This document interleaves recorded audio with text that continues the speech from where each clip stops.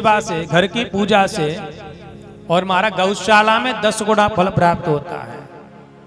और गौशाला में जो पूजा करते हो उससे भी ज्यादा फल जहाँ जल सरोवर आदि है वहां पर प्राप्त होता है। उससे भी 10 गुना फल, चाहे तुलसी का वृक्ष हो, चाहे बिलपत्र हो और चाहे हमारा पीपल का वृक्ष हो, ये 3 श्रेष्ठ हैं, भगवत स्वरूप कहे जाते हैं। इन तीनों के नीचे बैठकर के पूजा करने से उससे भी 10 गुना फल प्राप्त होता है। और इससे भी 10 गुना फल महाराज देवालय में, जहाँ देवालय हो, मंदिर हो, वहां पे जाकर के भजन करोगे वहां पर प्राप्त होगा महाराज।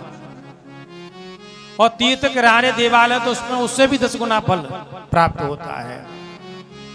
और उससे भी 10 गुना फल नदी के किनारे, गंगा, यमुना, साबरमती जो नदियां हैं, इनके किनारे पर तट पे जाके प्राप्त होता है। और उससे भी ज्यादा अगर कोई वृंदावन, अयोध्या, अवंतिका, काशी, ये जो तीर्थ हैं, यहाँ पर जाने से, जप करने से 10 गुना उससे भी ज्यादा मिलता है। और उससे भी 10 गुना फल गंगा के तट पे, गंगा जी की बड़ी महिमा है, गंगा के तट पर प्राप्त होता है महाराज।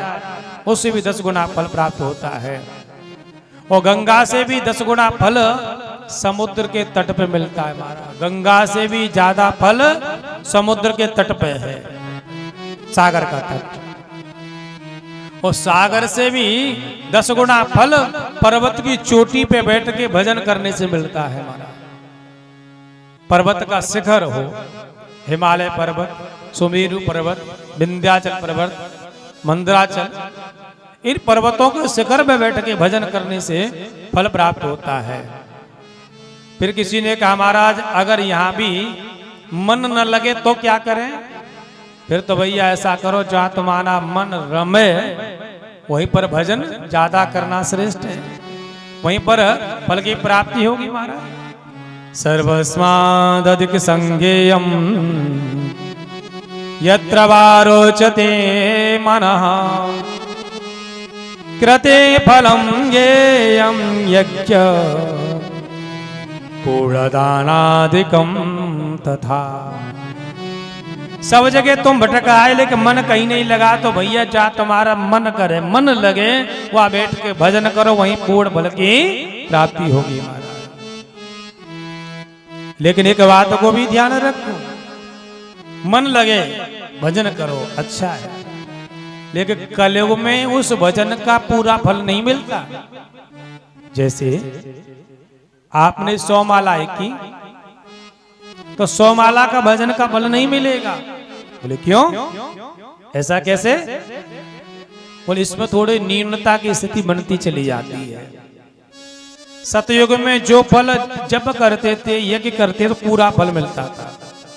एक बार भगवान का नाम लिया या 100 बार भगवान का नाम लिया तो पूरा फल सतयुग में मिलता था। त्रेता युगे त्रिपादं च द्वापरे अर्धसहस्रामृतं कलौ पादं तु विज्ञेयं तत्पादोऽनन्ततोऽर्धके। त्रेता में जब आए प्रवेश किया तो महाराज 100 बार भगवान का नाम लिया तो 25 नाम का फल निष्फल हो गया, 75 नामों का फल मिला, एक चरण कम।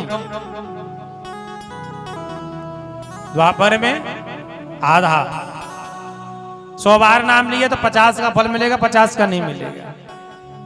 और कलयुग में 100 बार नाम लिया तो 75 नामों का फल नहीं मिलेगा, केवल 25% लाभ मिलेगा। ये कलयुग की स्थिति है। और जैसे जैसे घोर कलयुग बढ़ता चला जाएगा वैसे कमी आती जाएगी महाराज। तभी तो कभी कोई प्रश्न, कभी कोई अनुष्ठान विधि की जाती है तो 4 गुना फल, 4 गुने मंत्र का जाप किया जाता है। ये 1.25 लाख मंत्र का जाप है तो कम से 5 लाख मंत्रों का जाप करोगे या अनुष्ठान विधि में कराओगे तो फल मिलेगा पूरा, अनुष्ठान नहीं। तो ये कलयुग की स्थिति है। इस विधि के द्वारा हमें जो है ये सब कार्य करना चाहिए। भगवान की भक्ति में, भजन में लीन रहे। जीवन में दान की बड़ी महत्वता है, दान करें। 12 प्रकार के दान लिखे हुए हैं। गोभू तिल हिरण्याज्य वासो धान्य गुणानि च रौप्यम लवण कूष्मांडे कन्या द्वादशकम तथा